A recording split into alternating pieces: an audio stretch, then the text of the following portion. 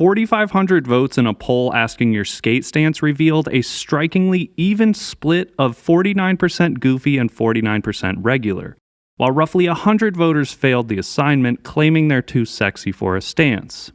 What's interesting about this poll is that 85% of the voters are right-handed, and those that are right-handed are 43% goofy and 42% regular, and the remaining 13% lefties are 6% goofy and 7% regular. Obviously, it's your feet that do most of the work while riding a skateboard, but to see such a symmetrical split between goofy and regular riders, with most of the voters being right-hand dominant, begs the question, how can a pool of over 3,800 righties have such a polarizing distribution with the way they stand on a board? My blissful ignorance prior to this poll led me to assume, similarly to some of the comments, that all regular riders are right-handed and all goofy riders are southpaws. But the stance results dictate that right-hand dominance is overwhelmingly prevalent for both goofy and regular rippers.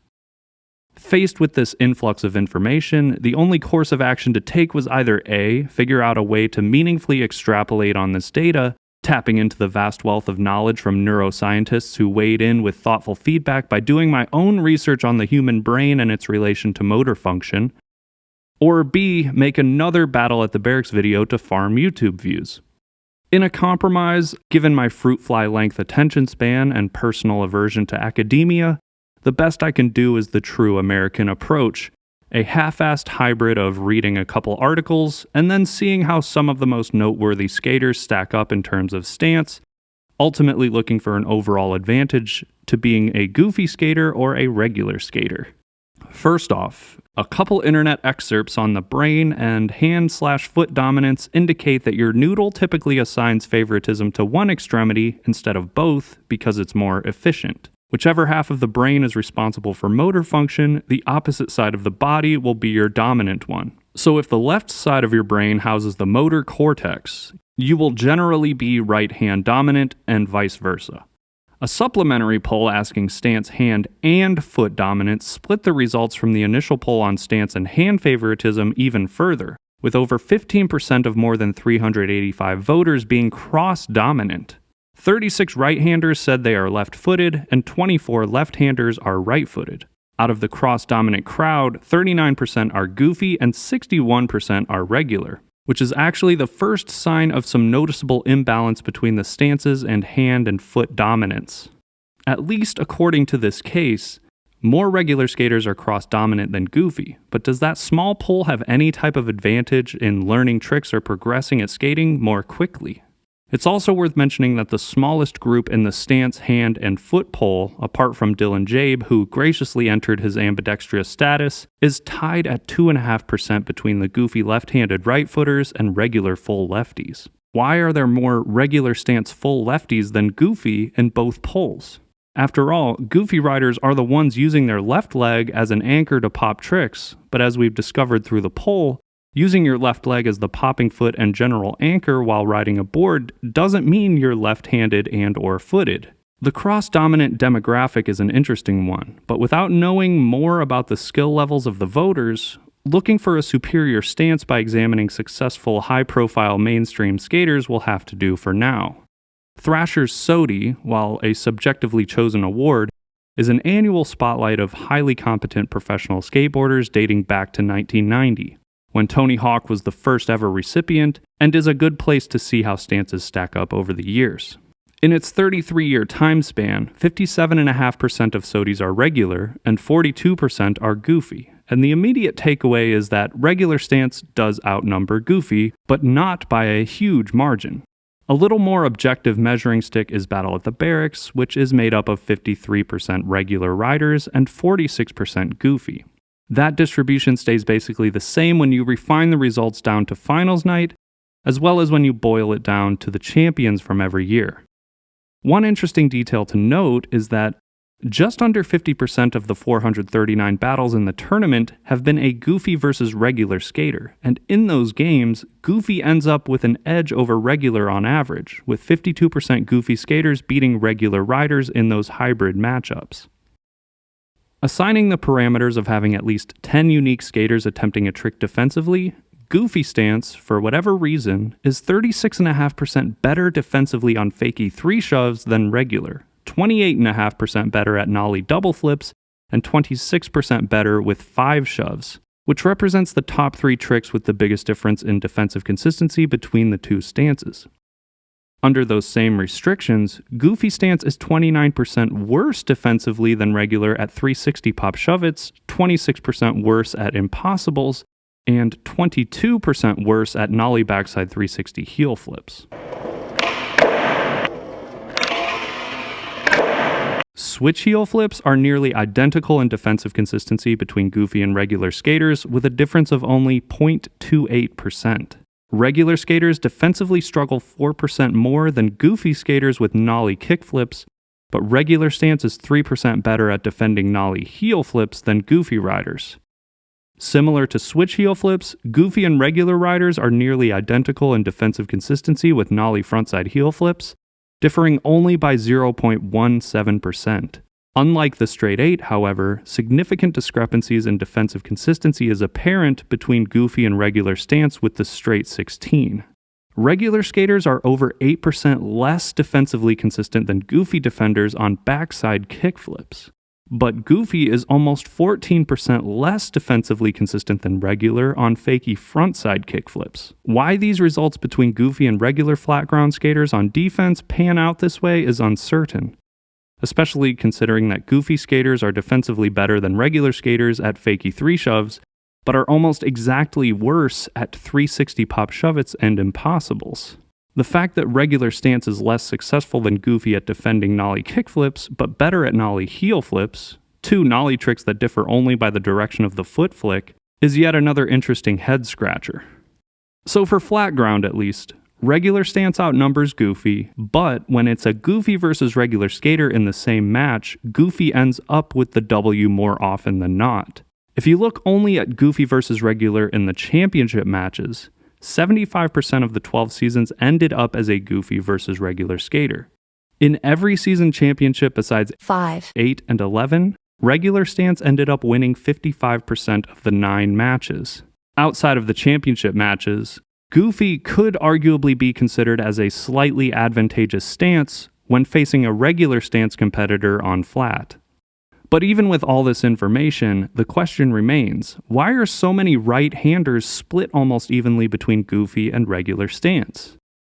In an attempt to find where the hell the term Goofy as a stance even originated, Jenkem turned out to have already done a similar study on this topic, asking what determines a skater's stance. Using the hard work of someone named Ben's compilation from a skate park of Tampa database as a reference, Jenkem writers Nick Newtons and Max Harrison Caldwell discovered that, up through the mid-2010s, 4,000 Tampa Am and Pro contestants were 56% regular and 44% Goofy. This nearly 50-50 stance breakdown is similar to the SOTY, Battle at the Barracks, and aforementioned 4,500 voter poll distributions, and Jenkem's approach to determining stance preference included comparing your feet's role in achieving stability versus action tasks. Action task foot assignment includes familiar tests like kicking a ball, suggesting that right-footed people will kick a ball with their right foot, while the left foot performs the stability task of planting into the ground leading up to the kick. Other action and stability tasks can also be seen when right-footed basketball players go for a dunk, planting their left foot for a stable takeoff, and then the right side of their body performs the lean into action of slamming the rock down their opponent's metaphorical throat.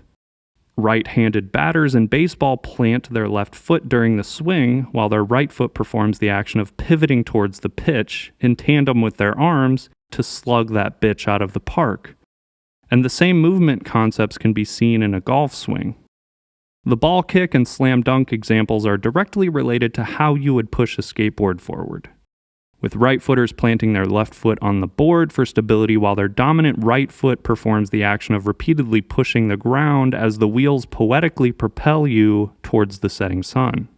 The baseball and golf examples correspond more directly to how you would pop your tail, and the fact that skateboarding requires 2 distinctly different foot tasks, one for pushing and one for popping, makes it unique, even to surfing and snowboarding.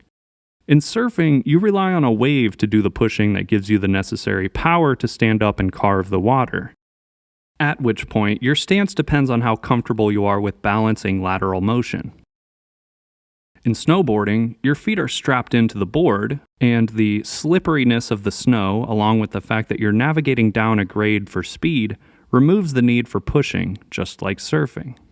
When you're pushing on a skateboard, you're looking forward and navigating terrain on a wheeled object in the same direction you would as a bicycle, Segway, or even a vehicle.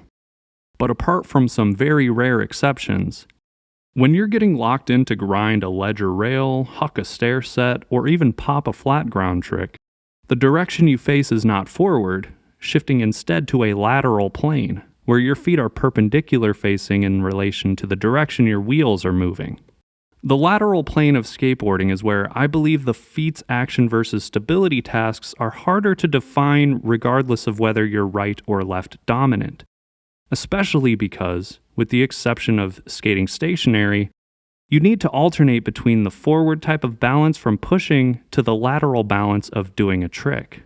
And the more you think about it, using the baseball and golf swing examples might not even be comparable to popping an ollie, because in order to ollie, both of your feet need to perform two tasks while jumping in the air at the same time, one popping the tail, the other slightly kicking up the nose of your board, which is more complicated than simply planting one foot stationary while the other foot performs the action in a swing. In the case of the ollie and the previous action versus stability examples, right-footed skaters who kick a ball with their right foot and plant with their left would presumably be goofy by nature as they learn to ollie. But that's not even remotely the case, as we've found out, with more than 50% of skaters having a regular stance.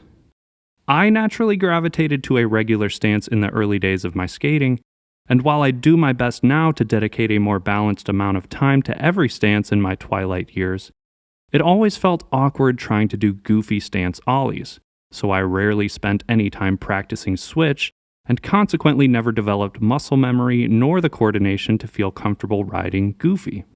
Behemoths like Nyjah, Yuto, and Tony Hawk are notoriously goofy riders, but they're all righties, and they all plant their left foot for stability tasks like throwing a ball or a penalty flag. Nyjah and Yuto might be goofy, but one reason they're able to perform so well at street contests like SLS is because of their ability to skate obstacles in a variety of stances with high consistency. Nyjah and Yuto have not only been skating from a young age, but have been active, high-performing participants in competitive skating for most of their lives, which naturally forced them to have above-average versatility in trick selection and diligence in how they spend their time on a board.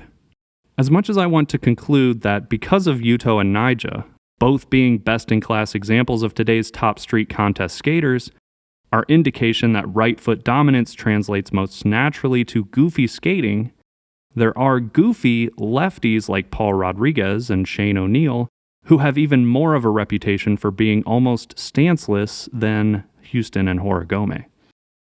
If anything, from what this exercise has led me to think, is that skaters who identify as having a goofy stance are more likely on average to be better at switch tricks than regular skaters. But, in the case of the Barracks tournament, the opposite is true, with regular skaters defensively outperforming goofy skaters in over 71% of the 28 frequently attempted unique switch tricks. So which stance will lead to a better skateboarding experience? And why is an almost even split of right-handers distributed between goofy and regular? The reality is that nothing that I came across suggests hand dominance has any influence on stance. As far as which stance translates to better overall skateboarding depends on a lot of factors, like what type of skating you want to immerse yourself in. Yuto was a vert grom and is now a street contest god. P-Rod never skated transition. Both skaters are goofy. One's a righty, the other a lefty. Your stance might not be dictated as much by which foot is the stabilizer and which is the action foot, as it is by what path you choose to take in learning tricks and how you mentally approach skating. Kind of like the Goosebumps Choose Your Own Adventure format. Maybe it has something to do with eye dominance, but who the hell knows which eye is their dominant one anyway? Or maybe it's based on what user Science Explained commented in response to the Gencom article. Whatever the answer is, while we might not all necessarily agree, regardless of your stance, the worst possible outcome in relation to how you skate is being fooled into thinking it's okay to push Mongo.